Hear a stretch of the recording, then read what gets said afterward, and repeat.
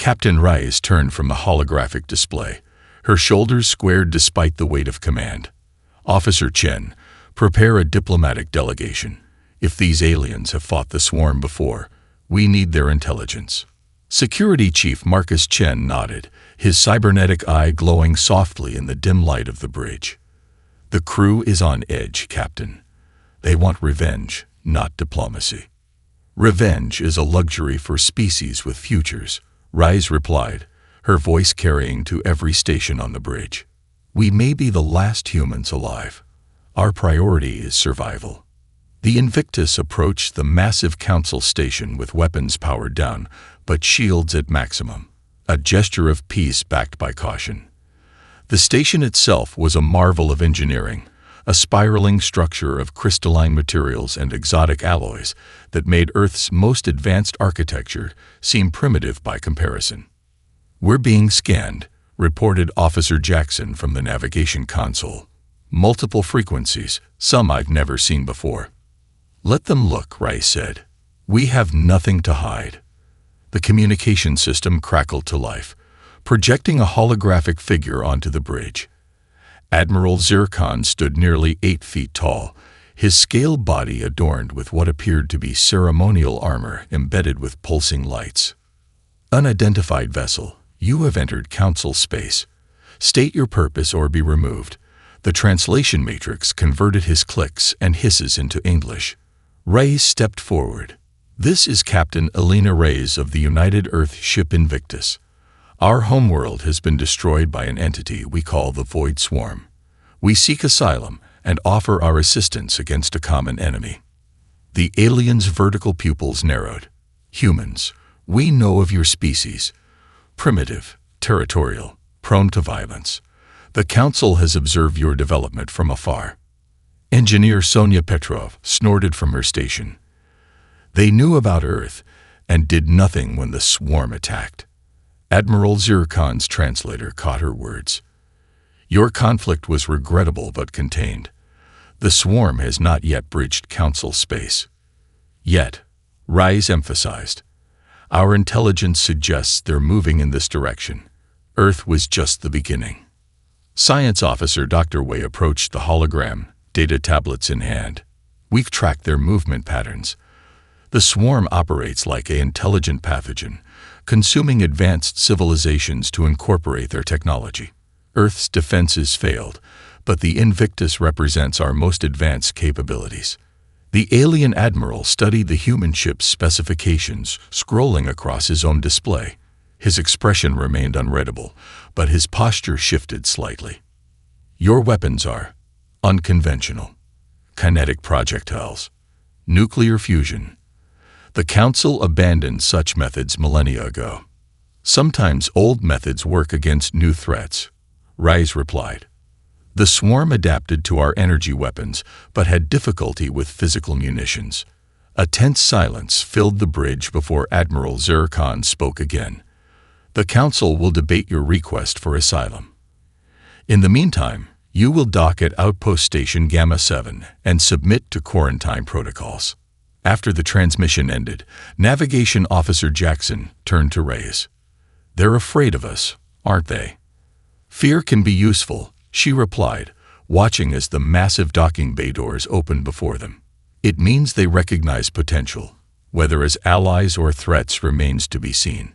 The Invictus glided into the alien station, its battle-scarred hull a stark contrast to the pristine vessels surrounding it. As the docking clamps engaged, Captain Rice addressed her crew over the ship-wide communication system. Remember why we're here. We carry Earth's legacy now. Every action we take writes humanity's final chapter. Let's make sure it's one worth reading. The Council Outpost's mess hall fell silent as Captain Rice entered, alien eyes tracking her movement with a mixture of curiosity and suspicion. 3 weeks of isolation had worn on the crew's patience, but she maintained the diplomatic approach despite mounting frustration. Captain, a moment of your time, called Tara Liz, the Celteri scientist who had become their de facto liaison. Her translucent skin revealed pulsing circulatory pathways beneath, a biological display of her excitement. My analysis of your adaptive immune systems is fascinating. Human bodies react to foreign substances by creating specific countermeasures rather than using generalized responses like most council species. Reyes nodded politely, though her attention was on the tactical display showing yet another void swarm attack, this one just 6 light-years from their position. Doctor, while I appreciate your scientific interest, my crew grows restless. We didn't come here to be lab specimens. Of course not. Terralize's 4 arms gestured apologetically. But understanding how humans adapt might help us understand how your ship fought off the swarm when our vessels could not. Security Chief Chen approached, his expression grim. Captain, I need to speak with you privately.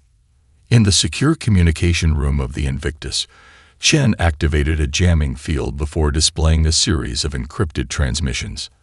I've been monitoring Council communications since we arrived.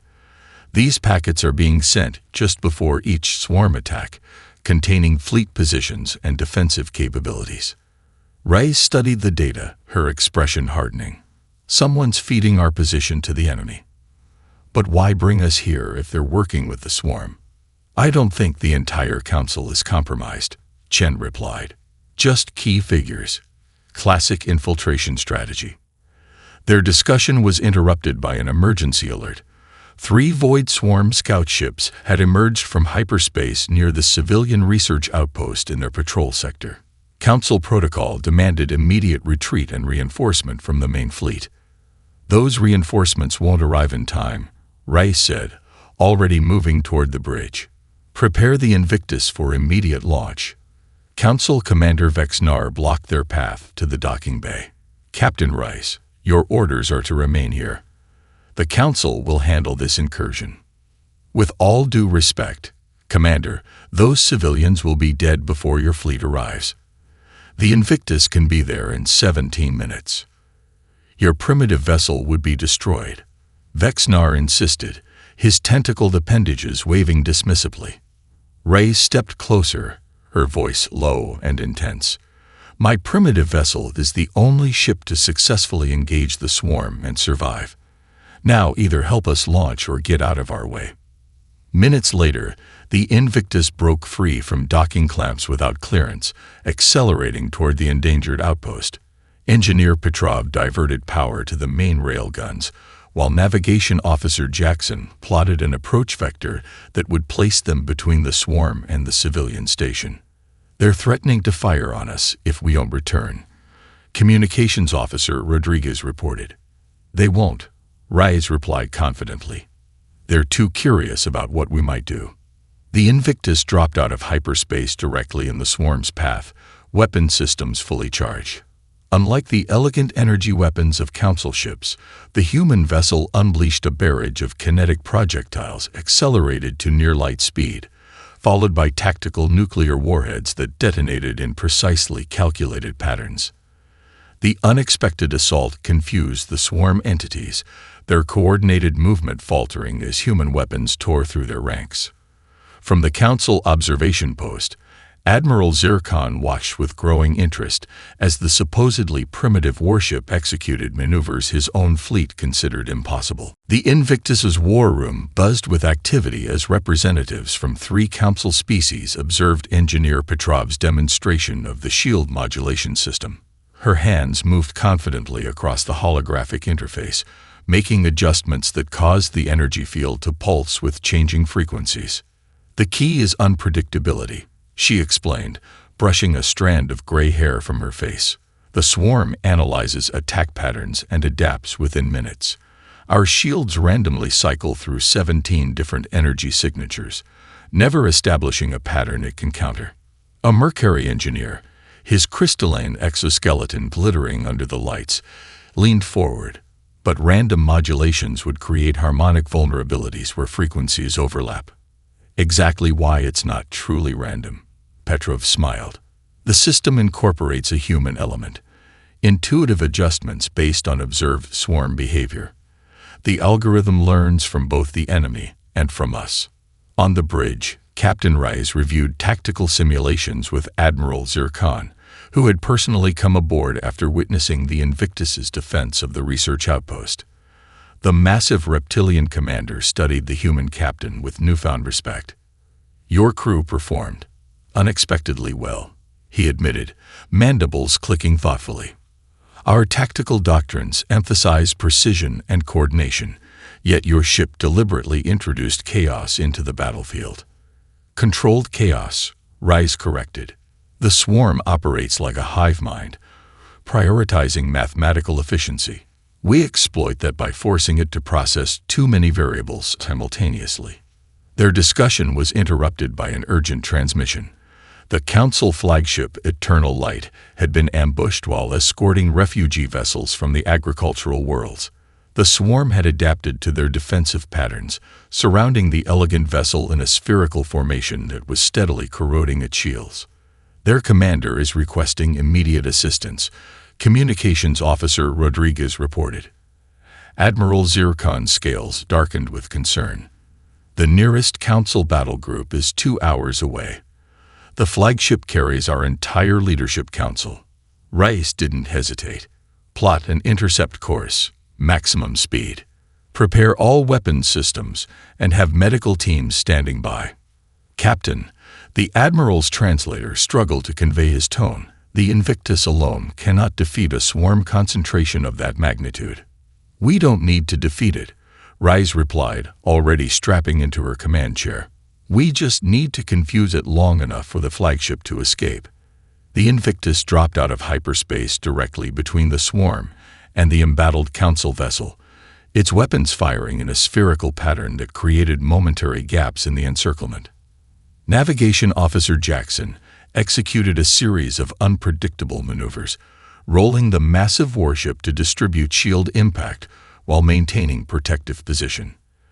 "Their weapons are targeting our shield generators," reported Tactical Officer Diaz, his console sparking as power surged through damaged circuits. "Reroute emergency power from life support on decks 3 through 7, Rise ordered. "Evacuation protocols for all non-essential personnel." As the Council flagship limped toward the hyperspace jump point, the swarm redoubled its assault on the Invictus. Hull breaches appeared across the ship's midsection, explosive decompression claiming 2 engineering compartments before emergency bulkheads flanged shut. "Eternal Light has cleared the combat zone," Rodriguez announced, relief evident in her voice, despite the blood trickling from a gash on her forehead. "Get us out of here, Jackson," Rise commanded, watching as structural integrity warnings flashed across her display. The Invictus shuddered into hyperspace, trailing vaporized hull material like a comet. In the emergency medical bay, crew members worked alongside the ship's automated systems, treating injured comrades while repair teams in vacuum suits welded patches over the worst breaches. Admiral Zircon stood in the observation lounge of his flagship, watching the damaged human vessel approach the Council fleet yards. "Their tactics defy conventional doctrine," he told his assembled commanders. "But their results speak for themselves. Perhaps it's time we learned from these humans instead of merely studying them." The holographic battle simulation dissolved as Captain Reyes concluded her demonstration, leaving the assembled alien officers blinking in adjustment to the dimmed lighting of the Invictus's tactical center. Representatives from 7 Council species had been observing human combat techniques for 16 days, their initial skepticism gradually giving way to reluctant admiration. "The fundamental difference in our approaches," Rise explained, "is that Council tactics emphasize perfect execution of optimal strategies. Human warfare accepts that no plan survives contact with the enemy. We build adaptability into every level of our command structure."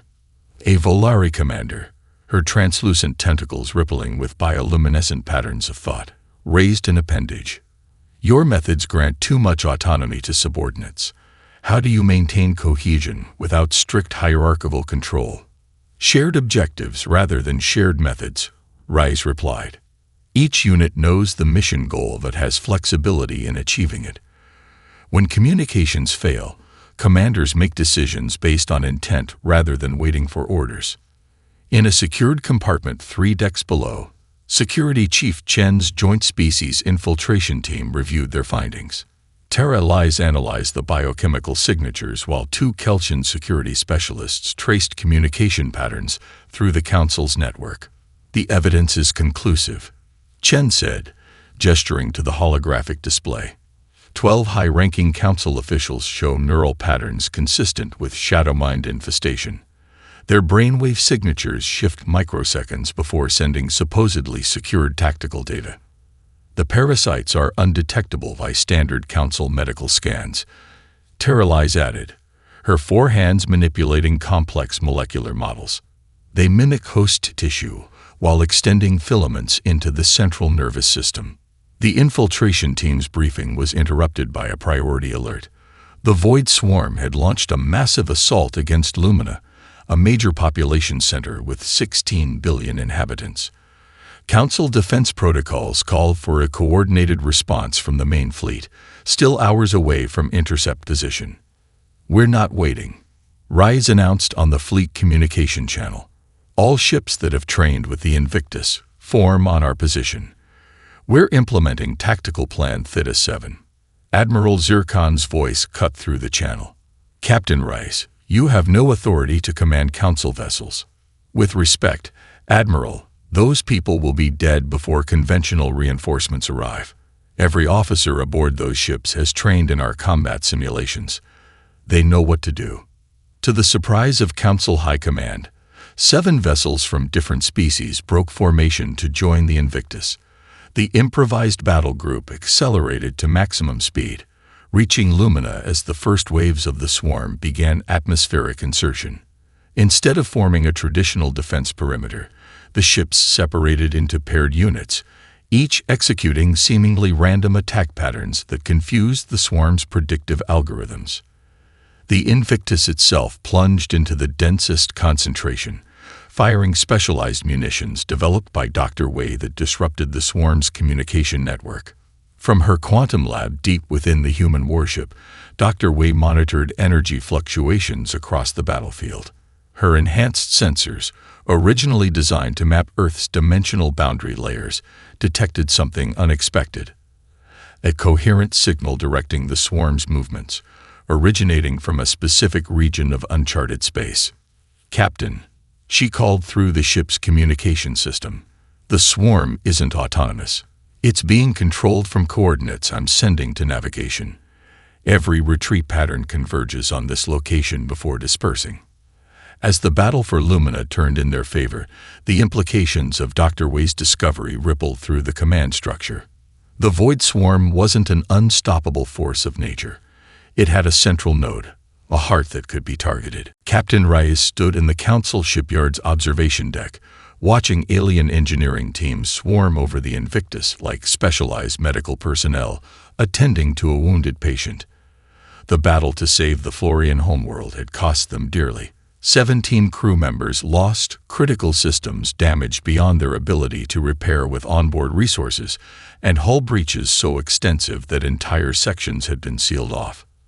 "Your vessel's design principles are fascinating," remarked the chief engineer of the shipyard, a squat Galadrian whose 6 eyes blinked in different patterns as he studied the schematics. Redundant systems within redundant systems, manual overrides for every automated process. You built this ship expecting it to be damaged. "We built it to survive," Rice corrected, wincing as she adjusted her splinted arm. Earth vessels were always outnumbered. Survival meant continuing to fight even after taking critical damage. In the medical bay, Dr. Tara Lies administered regenerative treatments to injured human crew members, her luminescent skin pulsing with concern as she reviewed their medical scans.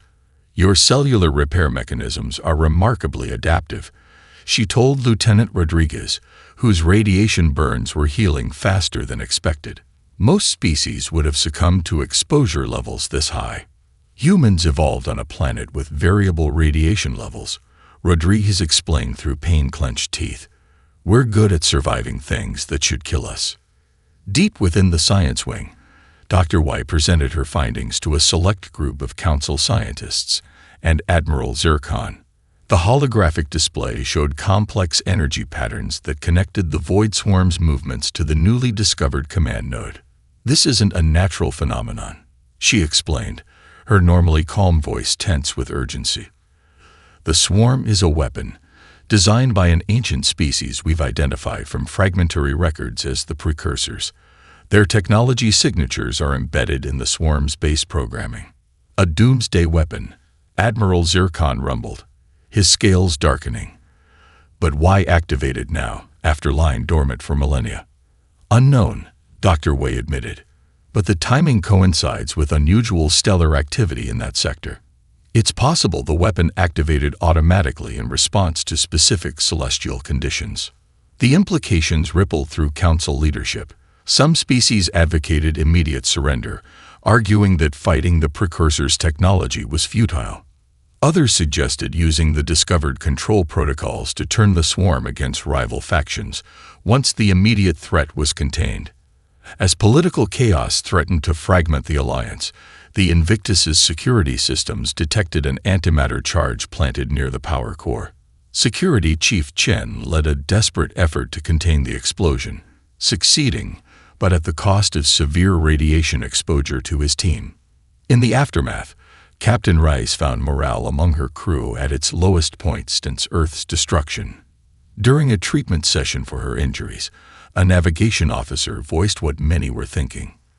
"The Council debates while we bleed for them," he said bitterly, watching nanites reconstruct his shattered leg. "Half of them want to surrender, the other half want to weaponize the swarm for their own purposes. Why fight for people who might turn on us the moment the crisis passes?" The question hung heavy in the recycled air. Echoing concerns whispered throughout the ship. That evening, Reyes called an all-hands meeting in the hangar bay, the only space large enough to accommodate all surviving crew members. Standing amid damaged fighters and shuttles, she faced their questioning gazes with unflinching resolve. "I know what you're thinking," she began, her voice carrying to every corner of the cavernous space. "Why continue fighting when victory seems impossible, when even our allies might become enemies? Let me remind you of Earth's final transmission before the swarm engulfed it." The Invictus shuddered violently as another volley of swarm particles impacted its hybrid shields.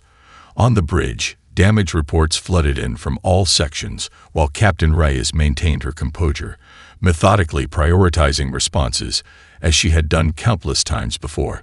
This battle, however, was unlike any they had previously faced. "Shield integrity at 28%, reported Tactical Officer Diaz, his console sparking from power surges. "Hull breaches detected in sections 14 through 17. Reroute emergency power from non-essential systems," Reyes ordered. "Engineering, status of the quantum resonance field." Engineer Petrob's voice came through static-filled communications. "Ready for deployment, Captain, but we'll only get one shot. The power requirements will burn out our main regulators." Around the Invictus, the Joint Council fleet struggled against unprecedented swarm adaptations. The diversionary force had encountered much stronger resistance than anticipated, with 4 vessels already destroyed and 3 more critically damaged. The specialized strike teams had failed to penetrate the node's outer defenses, their weapons proving ineffective against new protective measures. Admiral Zircon's voice cut through the tactical channel. "Captain Rice, the main assault cannot proceed. The node's defenses are evolving too rapidly for our conventional approach." Rice watched as the tactical display showed the swarm concentrating into what appeared to be an impenetrable barrier. Their carefully planned offensive was collapsing, months of preparation rendered useless in minutes. "Navigation, plot a direct course through the highest concentration of swarm particles," she said, her decision already made. Officer Jackson turned from his console, disbelief evident on his face. "Captain, that's a suicide run. Our simulations show 0 survival probability for that approach." "The simulations don't account for Dr. Wei's quantum resonance technology," Rice replied, her voice steady. "We're going to create a corridor for the null field generator." She opened a channel to Admiral Zircon. "Admiral, the Invictus will breach the swarm's defenses. Have your super weapon ready to follow our path precisely." The Admiral's translator struggled to convey his mixture of respect and disbelief. "Captain, no vessel can survive that concentration. The swarm will tear through your hull in seconds." Then we have seconds to get the job done, Rise replied. On my mark, divert all attack groups to supporting positions to draw peripheral swarm units away from our approach vector. In engineering, Petrov overrode safety protocols, channeling power from life support to the experimental quantum resonance generators. Warning lights bathed the compartment in crimson as thermal regulators reached critical levels. Diverting power from decks 3 through 7, she reported. Environmental systems offline in non-essential areas. The Invictus accelerated toward the heart of the swarm, its engines straining beyond design tolerances. Swarm particles immediately began attaching to the hull, their corrosive properties eating through the outer armor layers. Quantum resonance field charged to maximum, Dr. Wei reported from her specialized lab. Activating on your command, Captain. As the legendary warship plunged deeper into the darkness, Captain Reyes gave the order that would determine the fate of the galaxy. All hands, brace for impact. Dr. Wei, activate the field. Navigation, maintain course regardless of structural warnings. The quantum resonance field erupted from the Invictus, temporarily disrupting the swarm's cohesion in a perfect corridor leading to the central node. Council sensors detected the momentary vulnerability, launching their superweapon along the path carved by the human ship. The Salteri research vessel Eternal Curiosity drifted silently through the debris field, its sensors carefully mapping radiation patterns and material dispersion. 23 days had passed since the battle at the swarm's central node, and most Council ships had long since departed, considering the area too hazardous for standard operations. Energy signature detected, announced the Salteri science officer, his bioluminescent patterns flashing with excitement, faint but consistent with advanced power systems in conservation mode. Terralize moved to the scanning station, her 4 hands adjusting sensor parameters with practiced precision.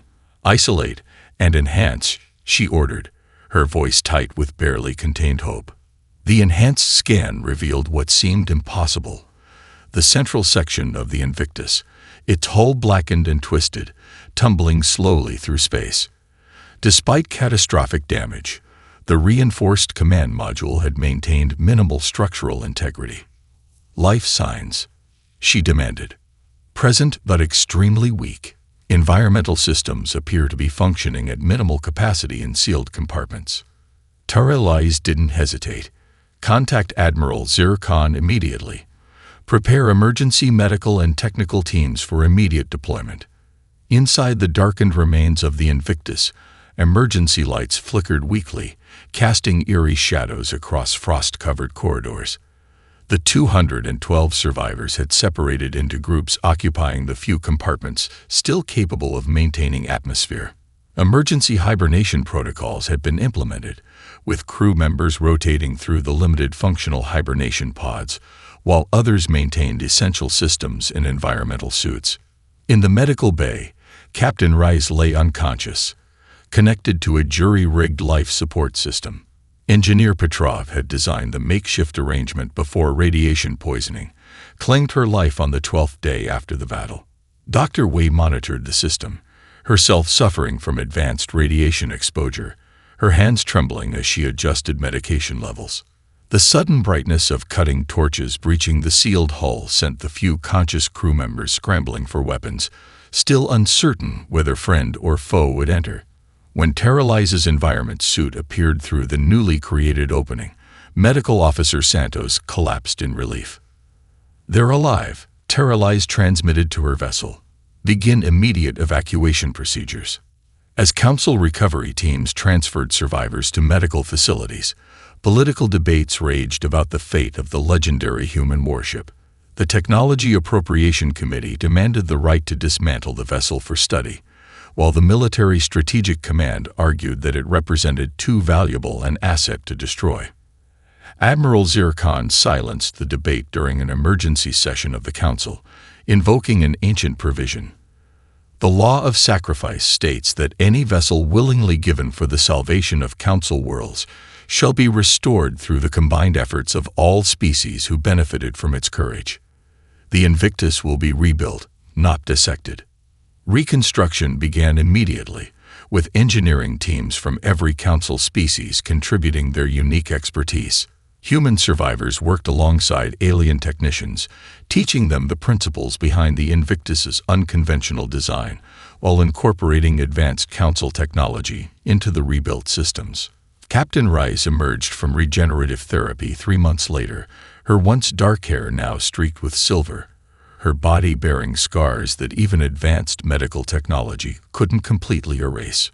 When briefed on the changes to her crew and ship, she requested to see the vessel immediately, despite medical objections.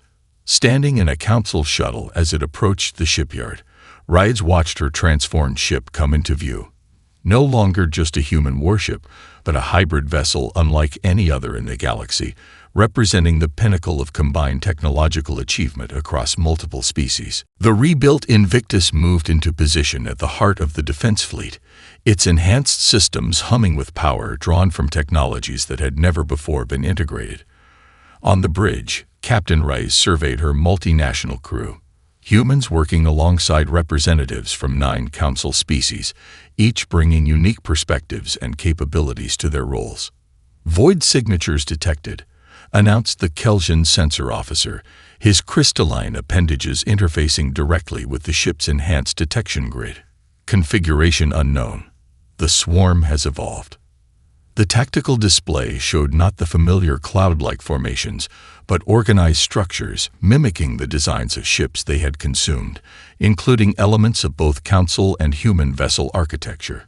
The swarm had learned, adapted, and returned with purpose. All defense groups implement contingency Omega.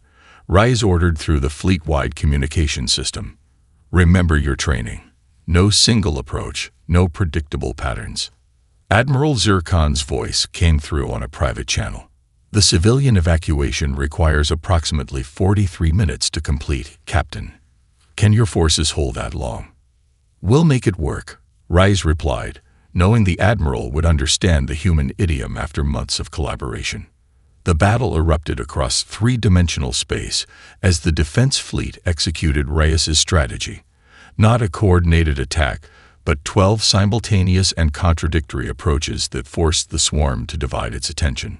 Florian light vessels darted through openings created by Mercury heavy cruisers, while Kelsian shield ships protected Galadrian weapon platforms. At the center of it all, the Invictus directed the chaotic symphony, its weapon systems incorporating technologies from every council species alongside human innovations. For nearly 30 minutes, the defense held, pushing back each swarm advance with unpredictable counterattacks. Then the swarm revealed its new strategy. A significant force broke away from the main battle, accelerating toward the civilian evacuation corridors, where thousands of transport vessels carried billions of council citizens to safety. They're targeting the evacuation routes, reported Officer Chen, his cybernetic eye processing tactical data faster than any natural organ could. Defense Group 4 cannot intercept in time. Captain Rice didn't hesitate. Navigation. Plot intercept course. All power to engines, then shields. Captain, Dr. Wei cautioned from her science station. Our current shield configuration cannot withstand concentrated swarm attacks of that magnitude. Unaware, Rise replied simply. Communications. Inform Admiral Zircon of our intentions. Request covering fire from all available vessels. The legendary warship broke formation, accelerating to maximum speed on an intercept course with the swarm detachment. As it positioned itself between the void ships and the civilian transports, the Invictus deployed its shields to maximum coverage, forming a protective barrier across the evacuation corridor. The first impacts shook the ship violently, overwhelming dampers and throwing crew members against restraints. Secondary explosions cascaded through power distribution networks as the swarm concentrated its assault on the lone defender. Shield integrity failing, reported the Salteri engineering officer. Hull breaches on decks 4 through 12. As systems failed and damage reports flooded in, Captain Rice opened a ship-wide channel. All hands, prepare for emergency protocols. Begin evacuation of non-essential personnel. Then, switching to a secured command frequency, She added, "Bridge crew, remain at stations. It's time for Protocol Earthrise."